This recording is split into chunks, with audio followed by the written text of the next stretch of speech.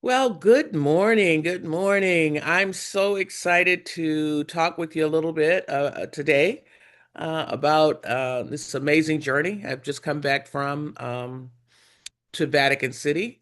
Uh, First of all, the most outstanding thing I think is just how it came about for me. I was contacted about 3, 4 weeks before the trip and asked to if I wanted to go to Rome, and I was astonished. In fact, my response was, "You mean Rome in Italy?" And they said yes. It was amazing, and I really did have to stop for a moment and think about how the majesty of the Lord had worked to choose someone such as me. I'm far removed from, the Catholic faith per se, but of all the folk, here's my thinking on it. Of all the people that the Lord could have chosen for a 10-day journey in this majestic city, um, he chose me. He chose me. And it was phenomenal from the very moment that I was asked. I have to plug in my mother, who is 90 years old, went absolutely ballistics because she continued to say, "It's a miracle. It's a miracle. Nothing like this has ever happened." Although I tried to say to her, they do these kinds of journeys all the time, but because I was chosen, she was amazed, and so was I. Um, the context of the invitation is one in which the Pope, whoever the sitting Pope is, routinely once a year or once every 2 years, sometimes it has stretched to like 5 years during the pandemic, they routinely pull together what they call movement people from multiple countries, and it's called a gathering of movement. Really, what it's about is people who are pressing for justice and righteousness in their different countries. So we were one of 30 countries that were gathered together in Rome for this meeting, and I was one of 20 Americans who were delegates to this gathering.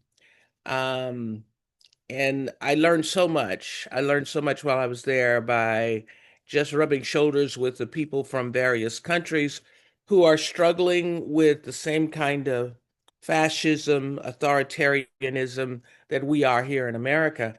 And their fortitude, endurance, resilience to continue to believe that um, collectively, and that's the underscore for me, that collectively we can push back this arc of darkness that seems to be trying to take root all over the world.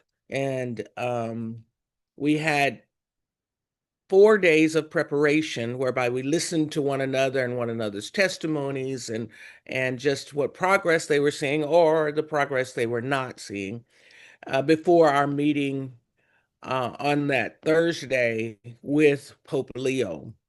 Um, and so there was a great deal of learning that came about and forging of relationships that came about during that preparation time. Then when we met with Pope Leo, now we did take a lot of photos of phenomenal architecture, I guess is what I would call it, because the city, the Vatican City, is just absolutely glorious, absolutely glorious. And it tells a story in and of itself. But as we were meeting and preparing before the meeting with Pope Leo, I came to understand one that this is a Jubilee year for the Catholics. This is a Jubilee year, so it was holiness at the 10th power in the city because so many people were journeying there for Jubilee year. And secondly, I came to learn that it was the 25th year of the Holy Door. And the Holy Door is something, as I understand it, this is going to be very brief and perhaps not altogether accurate, but the Holy Door is a door at the St. Peter's Cathedral that is only opened every 25 years. Otherwise, there's no entrance, there's no opening, there's no one going through this particular door because it is viewed as being so holy. Well, I happen to be a part of the delegation that's there on that 25th year. And so we did enter through the holy door and saw such phenomenal, there's no words to even be able to describe what it looked like on the other side of the Holy Door. Now, there are other doors at that St. Peter's Cathedral that are always open, and people I gather, they come and go through those doors, and there's a mass that's held every week. But this was very, very special. And so that made my trip even that much more powerful.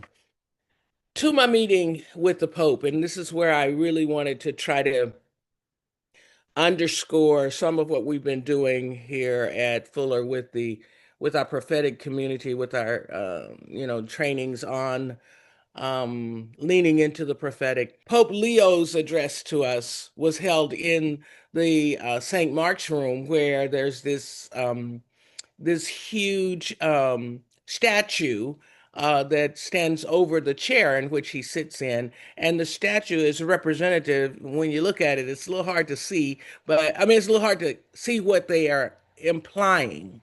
But it's supposed to imply that Jesus is raising up out of the ashes following a nuclear holocaust. And it's beautiful. It's huge. It's beautiful, but it's a representation of the hope of resurrection. Pope then went on with after we awed over that, Pope went on with his address. And the three things that I would say that I really want to underscore that I believe is a connection to what we are witnessing right now. One, he had called this popular movement meeting together, one for the purpose of us developing solidarity. So he said the church must be a church that reaches out beyond our divides, reaches out beyond our even our religious divides. Secondly, he said the church must run risk, must be willing to run risk. And he broke it down and said, it's time for new ways of thinking. This risk, it's time for new ways of thinking. And for us not to be, as a church, as people of faith, we should not be looking for something to come back from what has been before. In other words, what has been is done. And so we should not be looking for that. So taking risk, moving in new ways. And thirdly, and this is the one where it said we must be a church that is courageous, prophetic, and joyful. Courageous, prophetic, and joyful. And when he encouraged us to bring these understandings back to our different communities and embody those understandings to the best of our abilities. And so when I embody this idea of a church that is courageous, prophetic, and joyful, I see here in our country, or I saw upon my return, I saw a government that shut down and brought about hunger in a way that has never we've not had to witness it, at least in my lifetime, because of the actions of the government. Children, families were going without food. But the contrast to that, and this I believe is a prophetic witness, a looking at a thing and seeing more than what is there. What we saw, the contrast in the middle of the government shutting down and shutting off food, more or less, we saw people run to the aid of one another. We witnessed people who had very little, still pulling up on the little that they had to serve and meet the needs of somebody else who needed more.